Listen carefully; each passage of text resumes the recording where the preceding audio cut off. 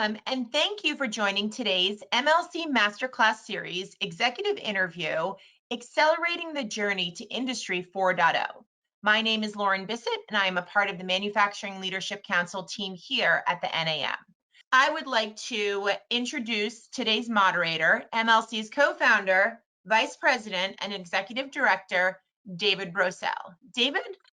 Thanks so much, Lauren, and welcome everybody to our discussion today about the progress of Industry 4.0 or Manufacturing 4.0, as we call it here at the Council. I'm very pleased to be with you and to be talking with our subject matter expert from NTT DATA, Bhaskar Radhakrishnan, who is the strategic advisor for manufacturing at NTT DATA and an MLC Council member. We thank you for being part of the Council, Bhaskar and NTT DATA.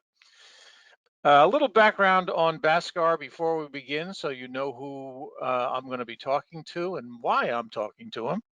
Bhaskar brings over 2 decades of IT experience across manufacturing and enterprise digitalization, and currently serves as strategic advisor for the manufacturing business unit within NTT DATA. He helps clients shape their Industry 4.0 and other digital transformations through a combination of thought leadership, platform solution guidance, and ecosystem expertise.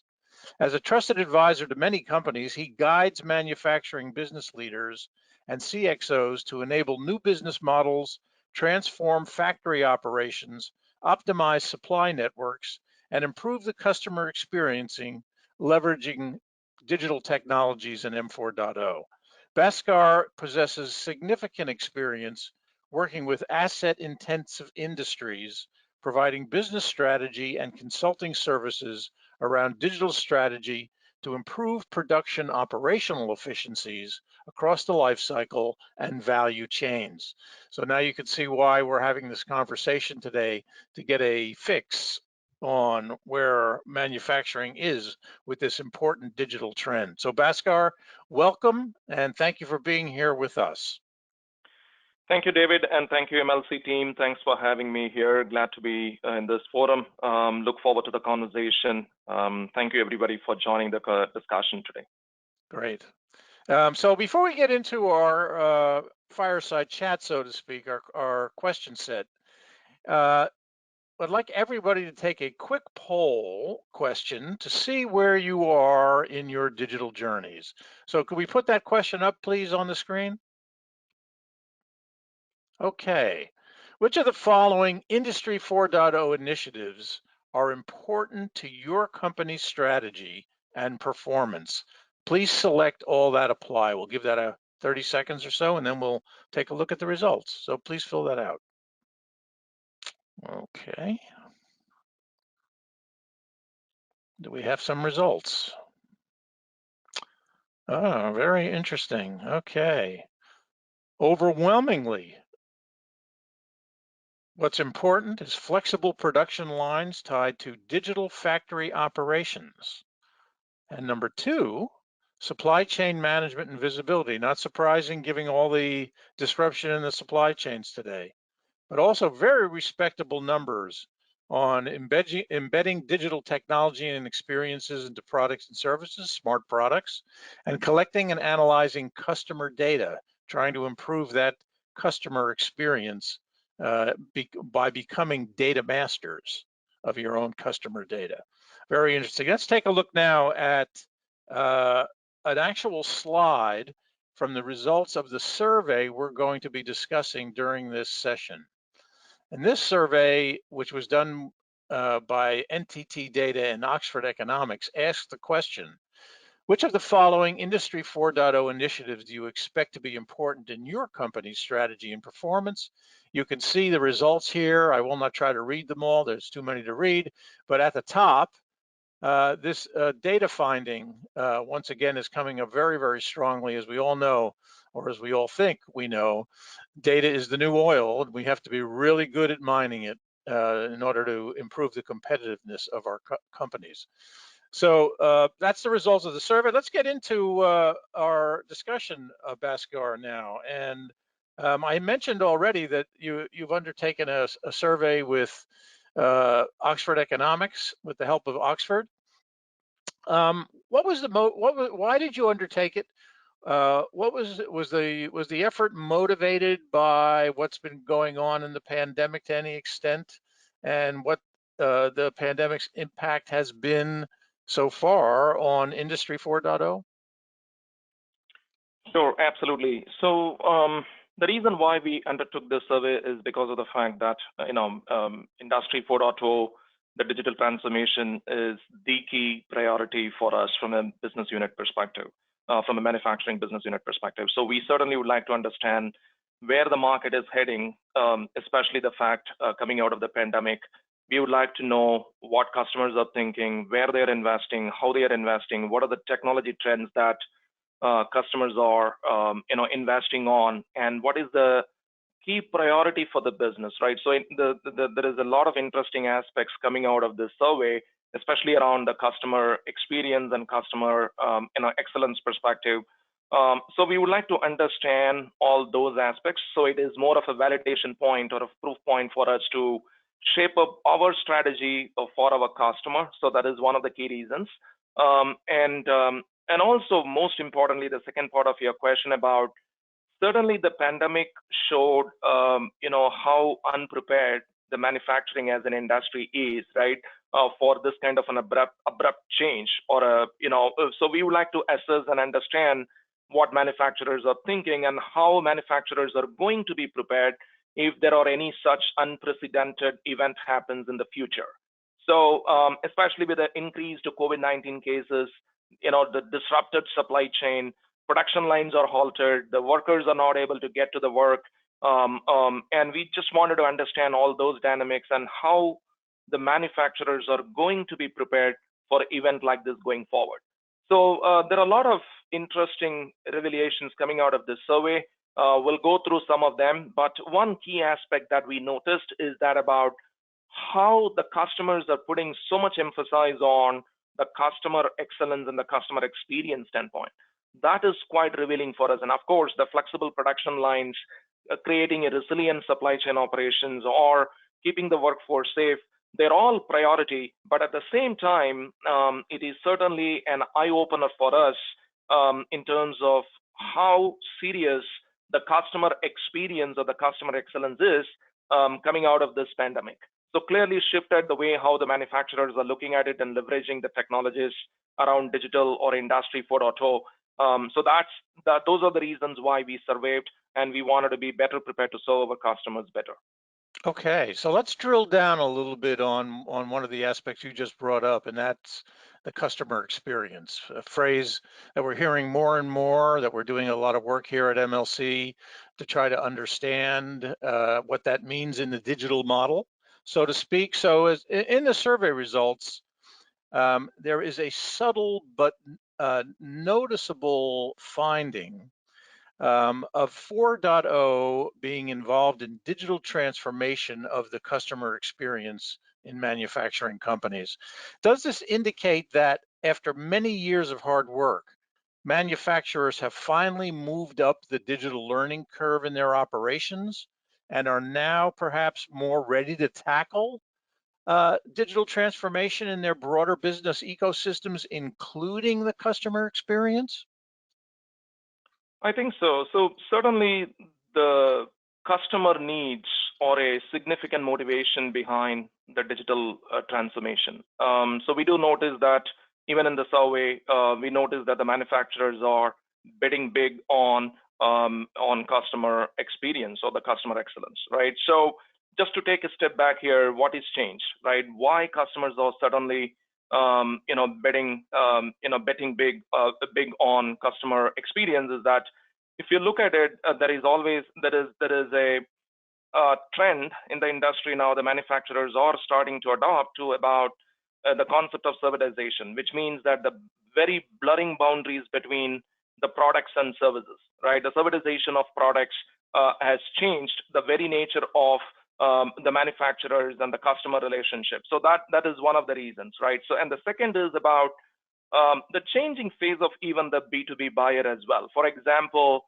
the customers are demanding Amazon-like experience when they buy the products and services from the manufacturers, right? So they want to be more self-serviced, digital portal, and real-time visibility to their inventory, so that they can, plan their operations better, they can plan their orders better, and even the customers are looking to get the real-time visibility of, or more transparency in their operations in terms of what is my account status, where is my order status, what is the shipment status, and so on and so forth. So the customers are demanding more, meaning the manufacturers' customers are demanding more, and they wanted more of a self-service, Amazon-like experience, kind of a portal. So that is the second reason we noticed. And the third one is about, the necessity to stay competitive, right? The customer experience is, certainly emerged as a key competitive differentiator over product attributes and services today. And that is what we realized when talking to the customers and even going through the survey, right? So the investment in technology, such as the automation, analytics, cloud, IoT, and so on and so forth, are become so important to provide that seamless customer experience, to deliver that immense productivity gains and save efforts and cost and such. So, so if you look at it from a three broad perspective, one is the way how the manufacturers are transitioning from just one-time capital equipment sales, and then, they're also looking more from a, constant services revenue or a recurring services revenue, and that requires a tighter collaboration with the customers to their customers.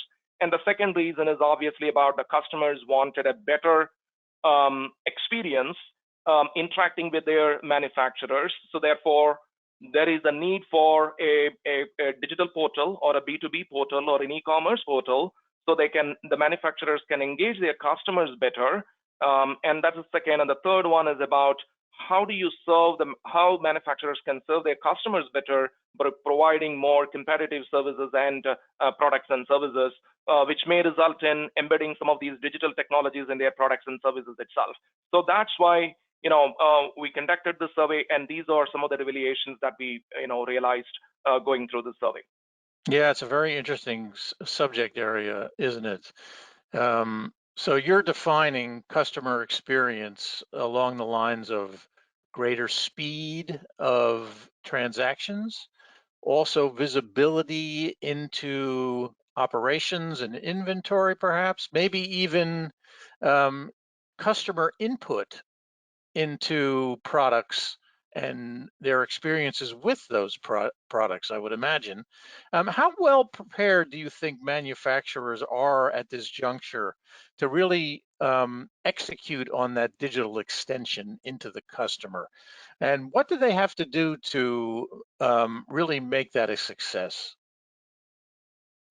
Interesting. So obviously the industry is going through the transition now, not, again, according to the survey results as well, not every customer is really ready and, to handle this transformation, right? So again, as you also indicated, the technology infrastructure is a backbone, data is a backbone.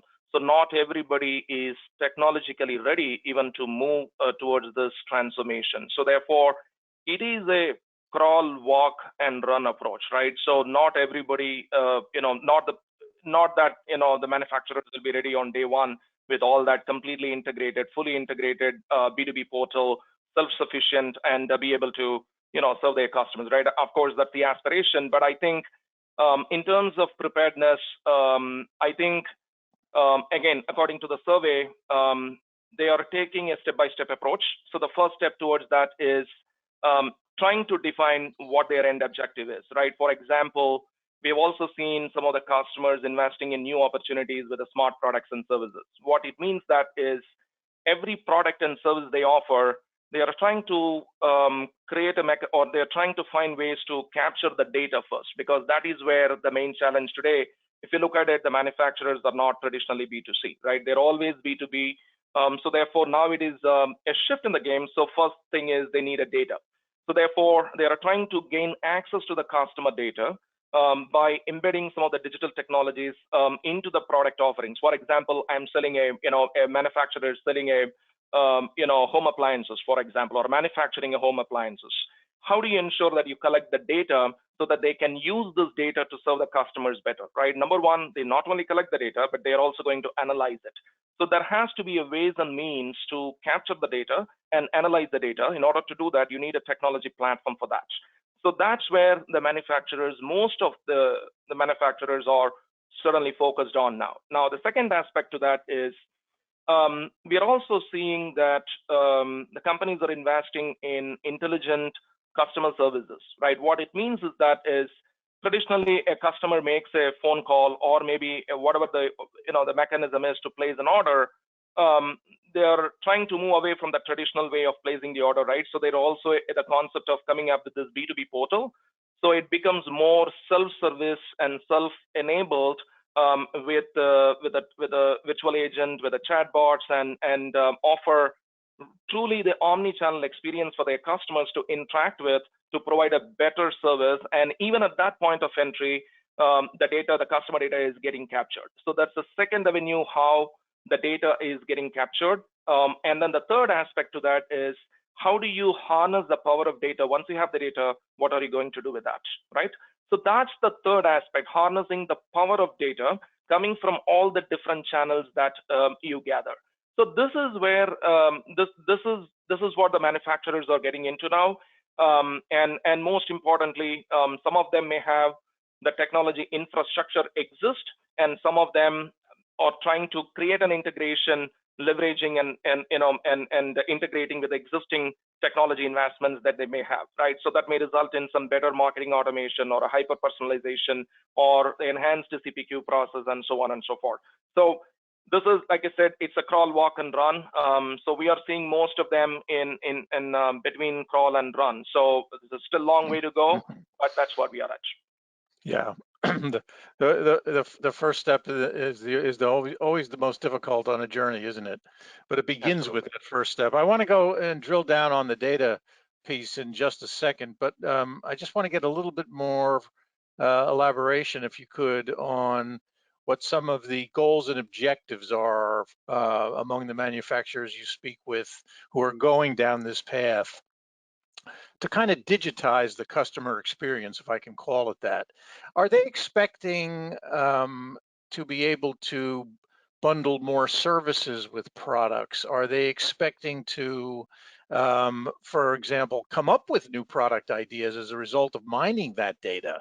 Are they thinking about perhaps even new business models that might emerge from this exercise, or maybe even something else that I haven't mentioned? What are they really hoping for here, besides providing the visibility and the speed that we've been talking about?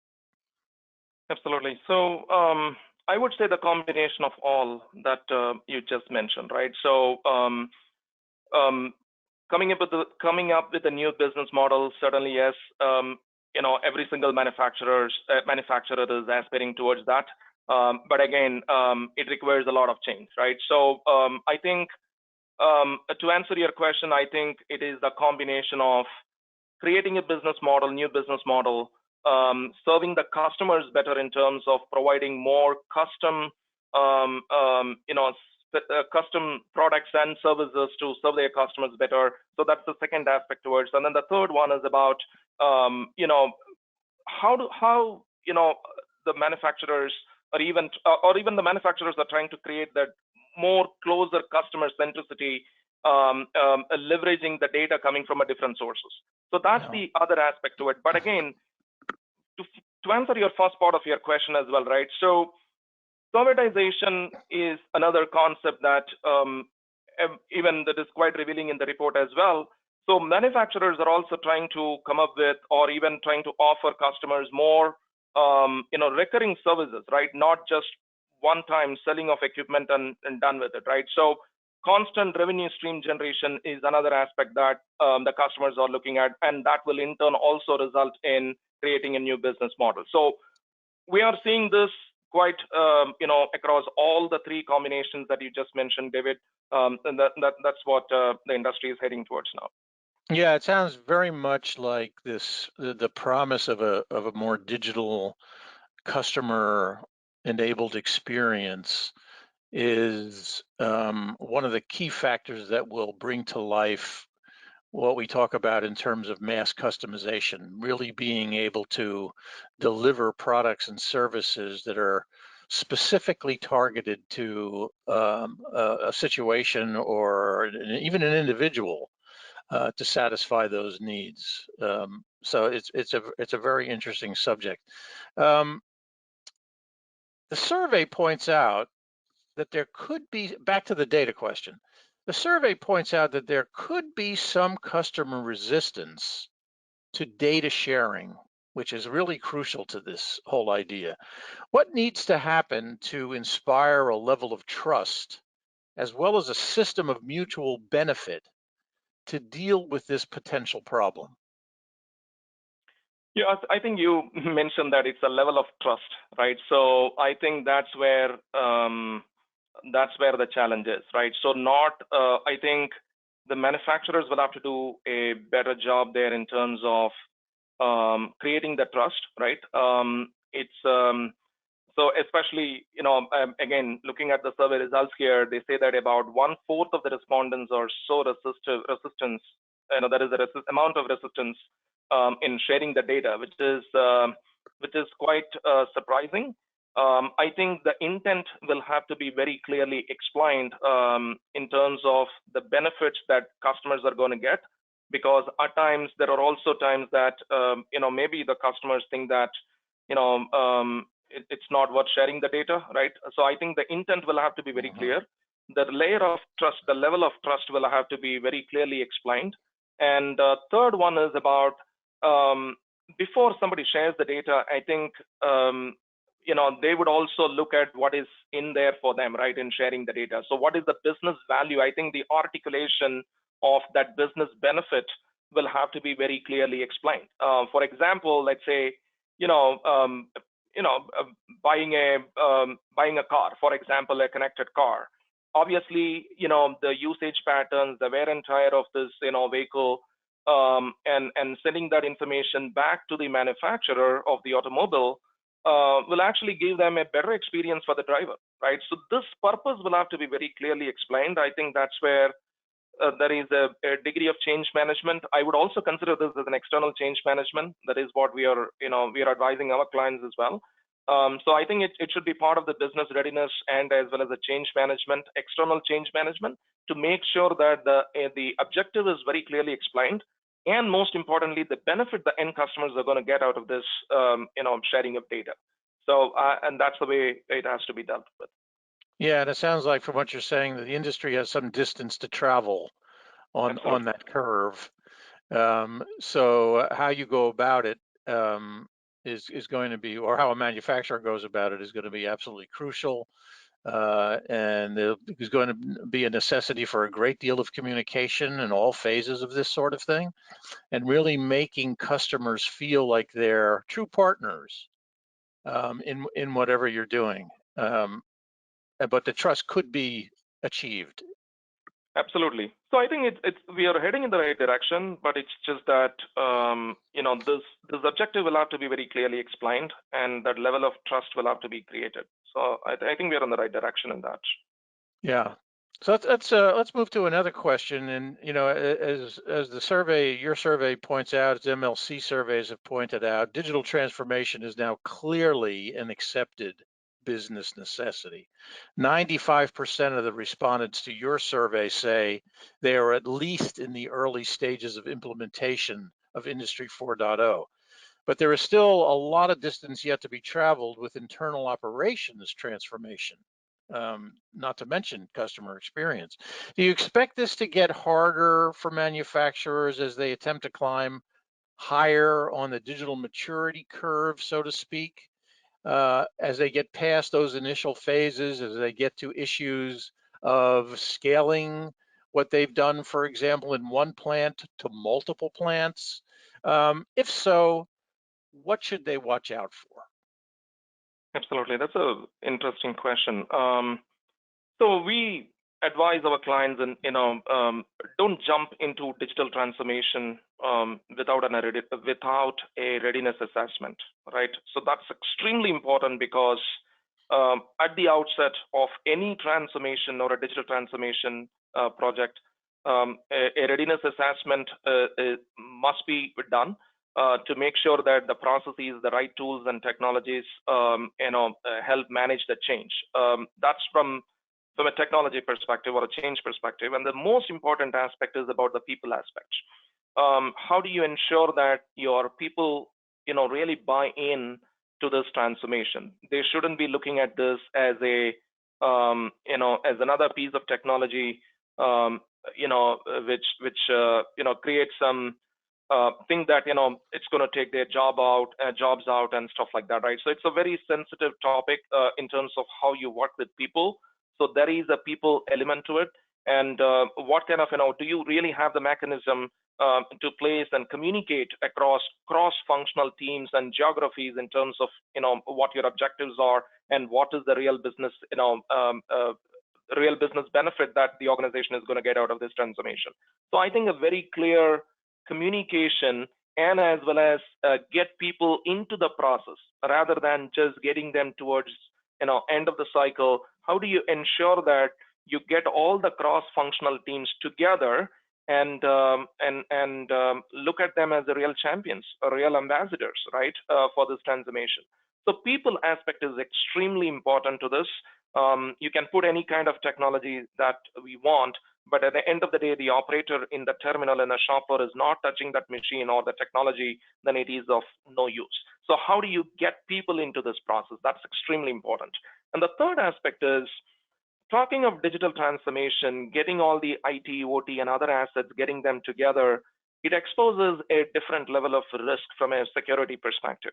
And how do you address some of the cybersecurity and OT security aspect of it, right, to make sure that some of those concerns from the IT perspective are addressed? So that's the another aspect that one we want to look for.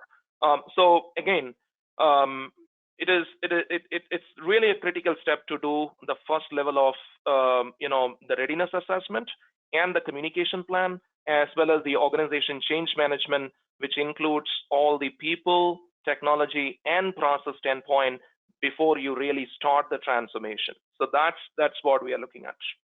Yeah, the way you're speaking about it, you seem to be suggesting that digital transformation is not like other projects.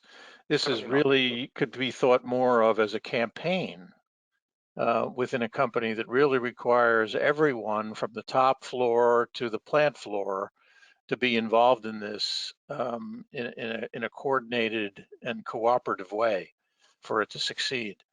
That's, I'm sure, a big undertaking for a lot of companies culturally, organizationally, but the alternative is not embracing digital, which is not an option. Right. Correct? Yep, absolutely. That's right. So you said it right. So it is not a typical IT project. It's a transformation. You need a buy-in from not only shop floor to top floor. At times, if you're really touching the supply chain, your customer, your suppliers, you're not just relying on the data within the four walls of an enterprise. You're looking at the data even beyond the four walls, right? Yeah. So it is extremely critical from that perspective. I agree. Yeah, it's a lot to coordinate. It's a lot to think about, and it's really non-traditional in an approach, because we have over many years have tended to think about our organizations functionally. But as you said, and I think absolutely rightly, we have to really think much more cross-functionally in terms of processes, systems, and people. To make these transformations effective. So before we get into our next question, let's take another quick poll. We could put up the next question and we'll ask you to fill this out. And the question is, what is the top technology that your organization is investing in to support various segments of its value chain? There's your options. Please select one. And I'll give you 30 seconds or so, and then we'll take a look at the results.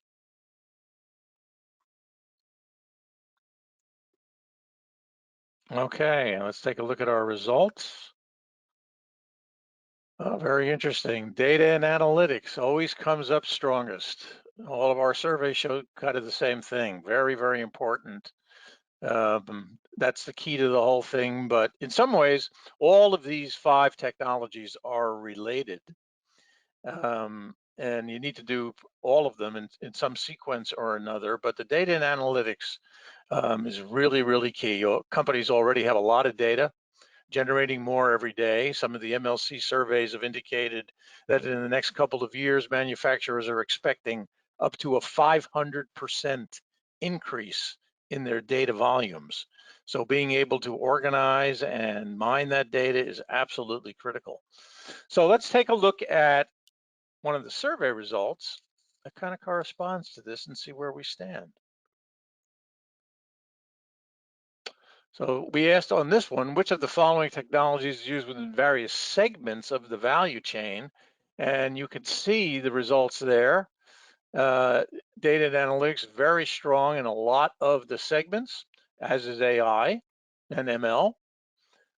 No real surprise there. Bhaskar, any comment on the 2 findings? Are you No, I surprised, think or it's pretty much in line what you thought? it's pretty much in line. Cloud is certainly the backbone for any transformation. So therefore, so you can that is slightly ahead on the result. But in terms of data analytics, it's pretty consistent with what we received in as a result. So yeah, it's not surprising to me. Yeah, very interesting on the production operations finding. It's a little lower in terms of the data because they've been generating a lot already, and a higher finding around the AI and machine learning as applied to. And I would interpret that as kind of a further extension of being really able to leverage that information. Would you agree with that? Agreed. Yep. Yeah. Absolutely. Yeah. All right. Let's move to our next question. And the survey identifies several key differences between the 4.0 experience in small companies versus large companies, as well as in different manufacturing sectors. Here at MLC, we've talked about the necessity for the industry to deal with or avoid as much as possible a digital divide between large and small companies in terms of their I 4.0 journeys. What stands out for you the most from these findings, Bhaskar? Yeah, so this is another interesting aspect to the survey, right? So for the purpose of this research, small companies are defined as company with a revenue size of less than a couple of billion. So just to clarify that. So companies of all size, share a similar vision in terms of how they achieve Industry 4.0 success, but size matters when it comes to their end goals, right? So, for example, if you look at small companies, they focus more on agility, whereas the larger companies are focused more on adaptation, right? So coming from the pandemic, smaller organizations were focused on agility, where the larger ones prioritized, adaptation or more of an innovation, right? The small companies in our study actually were significantly more likely to have flexible production lines, while larger ones created, new business models and revenue streams. So that is one aspect to it. And the second is smaller organizations have a longer list of goals. That is very interesting aspect to it, right? So going forward, the smaller organizations are putting priority on sustainability, product and service quality, and process efficiency as target, while the larger companies are focused on being more responsive to changing market dynamics. So that's another interesting dimension to this survey. But by and large, yes, there are differences in terms of what the end goals are and what their the technology and the infrastructure readiness, which is another key aspect to this as well, because the smaller companies, although they're aspiring towards some of these agility and achieve some of the sustainability goals and products and services, but they don't have the necessary infrastructure from a technology perspective yet to sustain that, to take this forward. So I think some of those smaller organizations with a couple of $1 billion in size and revenue, they are focused on upgrading their technology infrastructure as well. That's another interesting dimension to the survey. So, yeah, very interesting. So, the work we've done at MLC has, over the years, consistently identified dealing with legacy systems. Companies, the issue of dealing with legacy systems, the companies have identified that as their number 1 hurdle in dealing with or embracing digitization in M4.0. Do you find that issue to be roughly equal among the large and small companies, or do the larger companies have a bigger issue with that because it's simply they have more volumes of legacy systems and more complex processes? yeah, so certainly the larger companies have a different set of challenges when it comes to the IT infrastructure and the system landscape, especially around the legacy infrastructure when compared to the smaller companies. So one, or one of the good things, or one of the, things that, especially even this survey reveals that as well, smaller companies are more agile and also easy, and even when it comes to change management or cross-functional collaboration, or even working among the different value chain within the company was relatively easier compared to the larger ones. Again, I'm talking not on the technology aspect of it, but when it comes to the technology aspect, to answer your question, David, yes, so larger companies do have a lot of legacy infrastructure which need to be upgraded as well. For example, the IT/OT convergence. So that's another key aspect. Change management aspect is another aspect to it. Of course, cross-functional collaboration, getting all the IT stakeholders in the coming all of them together, bringing all of them together is also another or perceived as another key challenge to this transformation as well. Yeah, very, very interesting. The survey also kind of dove into a variety of technologies and where people stand or companies stand on them. The cloud, data analytics, automated workflows, as we saw, AI and ML, Internet of Things have become key building blocks for 4.0, as we know.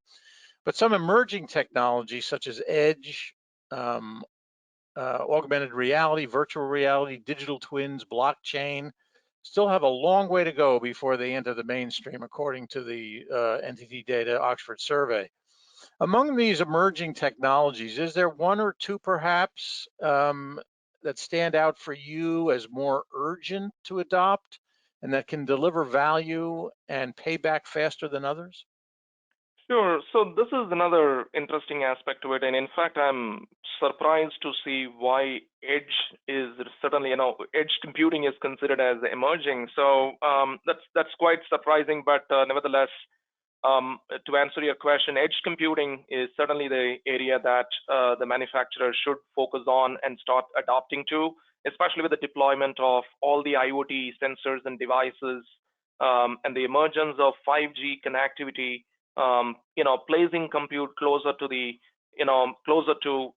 storage, and as well as the do analytics closer to the data where it is created, making the case for edge computing. So I'm hoping to see edge compute or edge computing take the mainstream maybe in the next year survey or the coming years.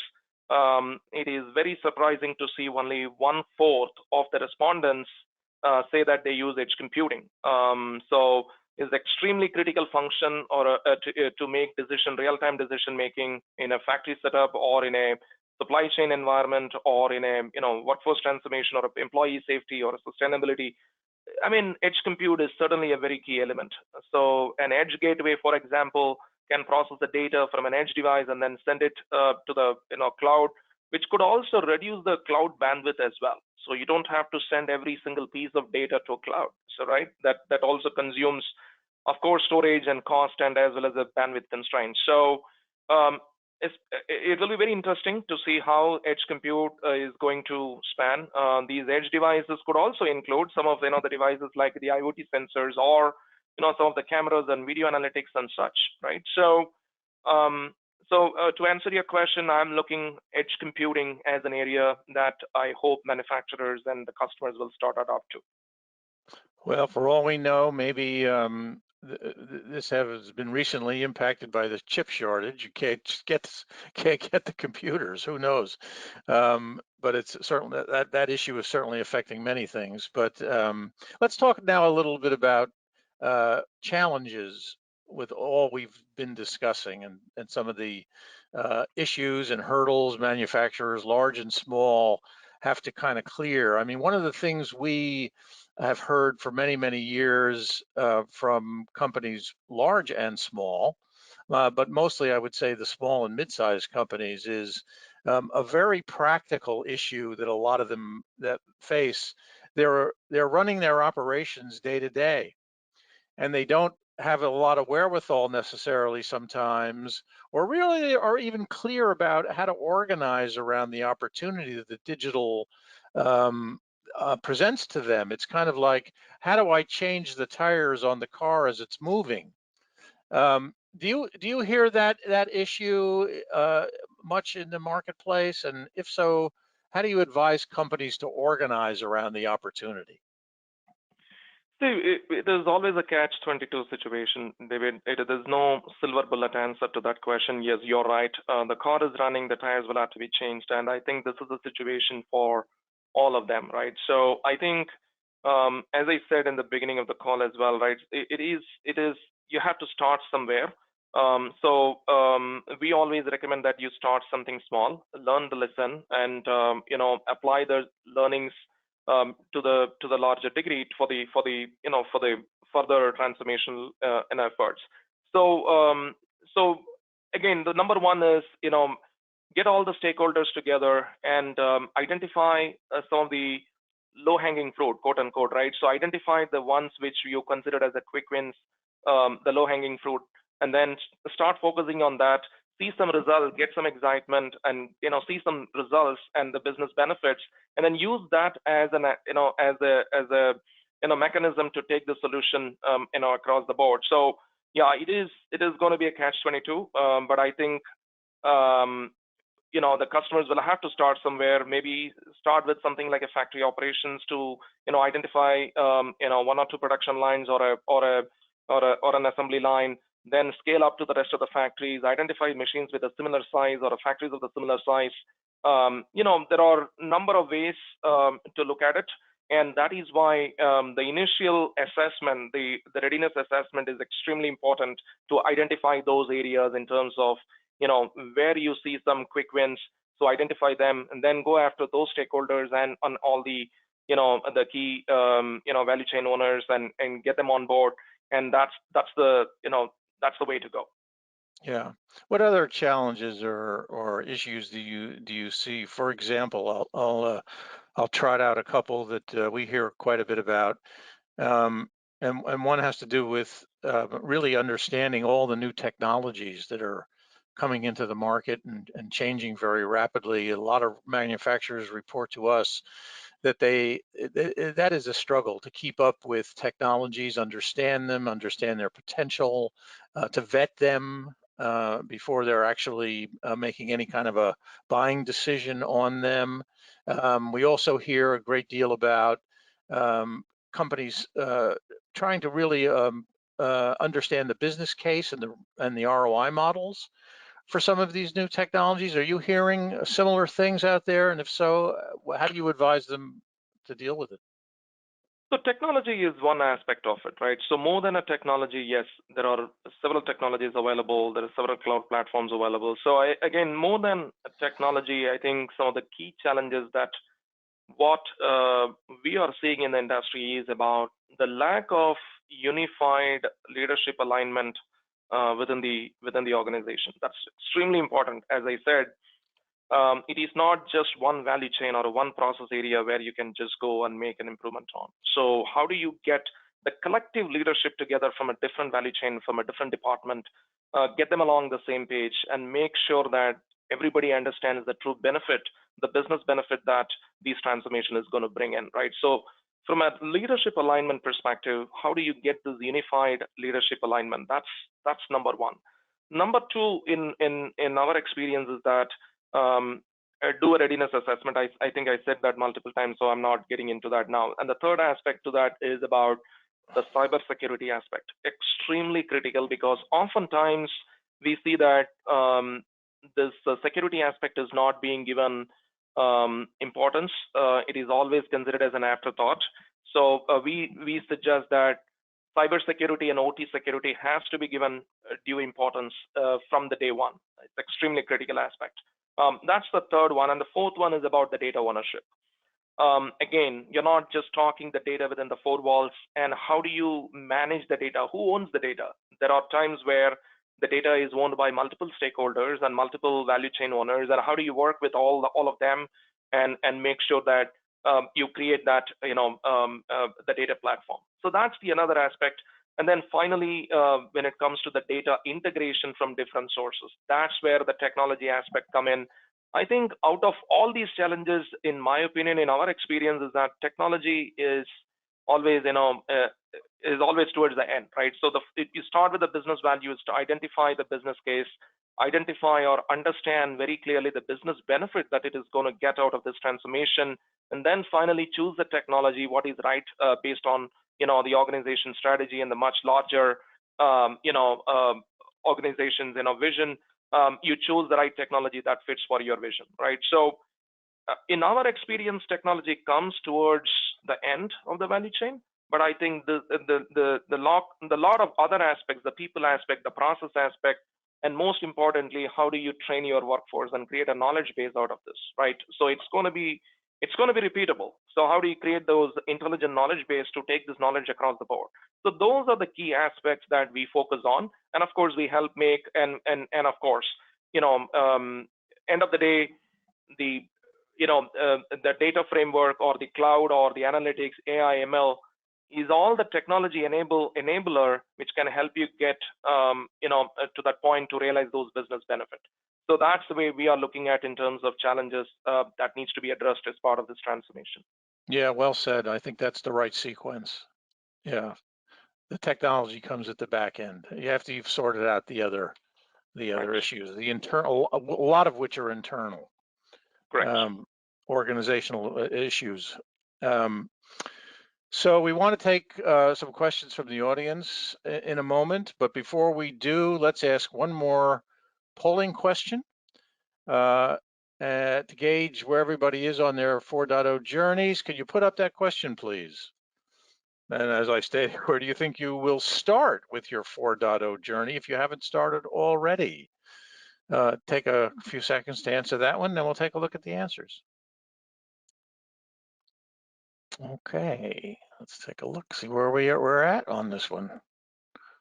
Already started, 76%. That's kind of maps to your survey, although your survey is a little higher on that one.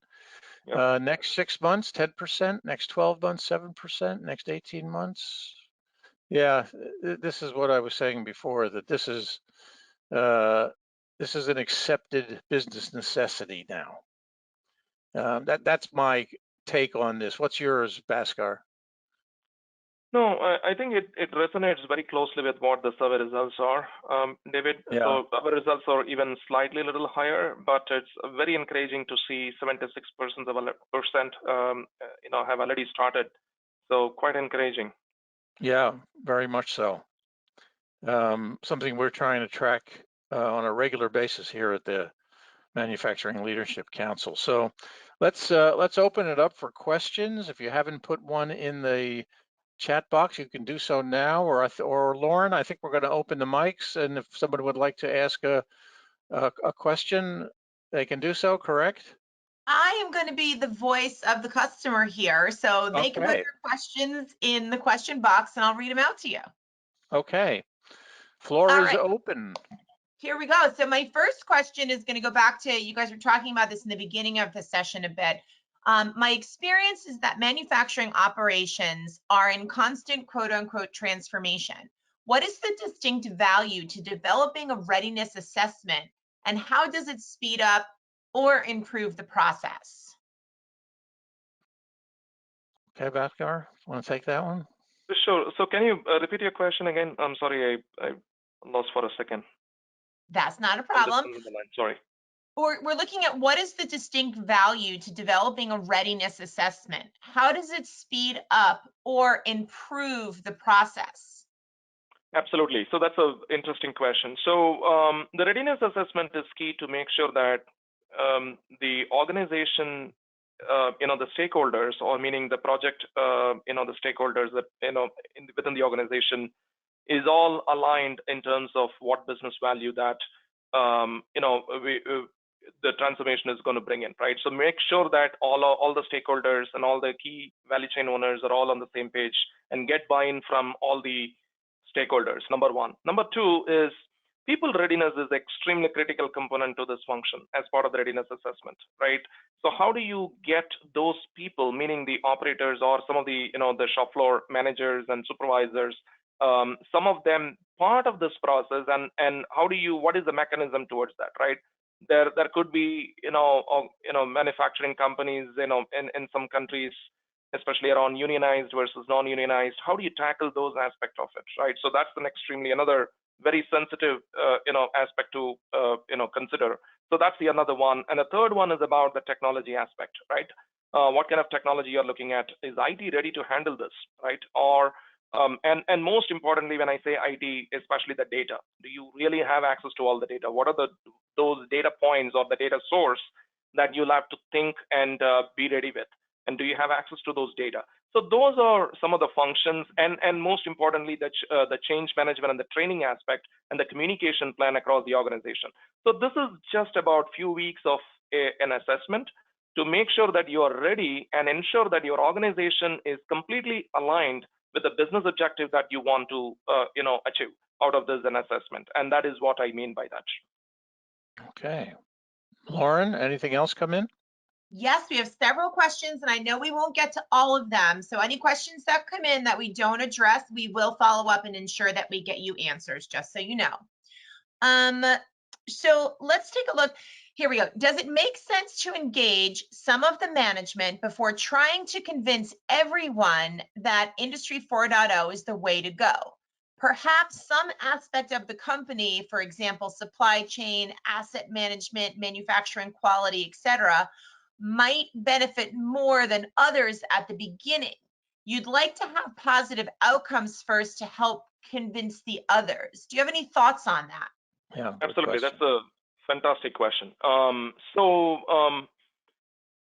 Industry 4.0 is a very broad term, right? When I say transformation itself is a very broad. So where to start is what it is, right? So it depends on what is the most compelling or pressing need that you have. For some of them, I'm in fact working with another customer.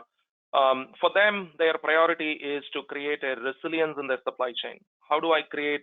How can I be ready when there is another pandemic hit? Let's say if my tier one suppliers are impacted, what is my source of supply for the tier two suppliers, right? So for them, the priority is to create a resilience in their operations in the supply chain. So some of them, their priorities are focused more on the shop floor automation, bring in more automation to the shop floor, create some efficiencies, improve the overall equipment effectiveness and reduce the operating cost. For them, that could be the priority, right? For others, getting the employees safe back to work, or for some of them, customer experience could be. So there could be various, business functions that the manufacturers, they may have a different priority. So I think this is truly on you, where meaning your organization will have to identify what are those quick wins where you can seriously make an impact and show others that this is the value that it brought in, right? This transformation brought in. So I think that is something that your business, so you will have to identify that. So most likely you can look at some of the shop floor operations to start with. So I've seen customers, they start with the shop floor operations as a way of providing an operation visibility to their shop floor operations, right? Just show the OEE, right, the overall equipment effectiveness or a labor effectiveness, and do a little bit of a predictive maintenance that shows some value to your leadership that, okay, there is a 10% of unplanned downtime has been saved because of this technology to the transformation. The 10% of unplanned downtime result directly tied to your productivity, right? So those are some of those aspects that you may want to think through. But again, unfortunately I cannot give you very prescriptive on this one, because every customer, every manufacturer is different. Every business unit is different as well. So these are some of the guidelines that we could I can share. Okay, thank you. Thank you. Lauren, we are almost at the witching hour. We are. So to everybody that asked a very good series of questions, I'm going to do my best to work with David and Bhaskar to make sure that you guys get answers to them. There's some really interesting topics in here. But David, I'm going to ask you to please close us out if you don't mind. Oh, thanks. Thanks, Lauren. Thanks for helping on that. And thanks to Bhaskar and NTT DATA for participating in this today and making it all possible.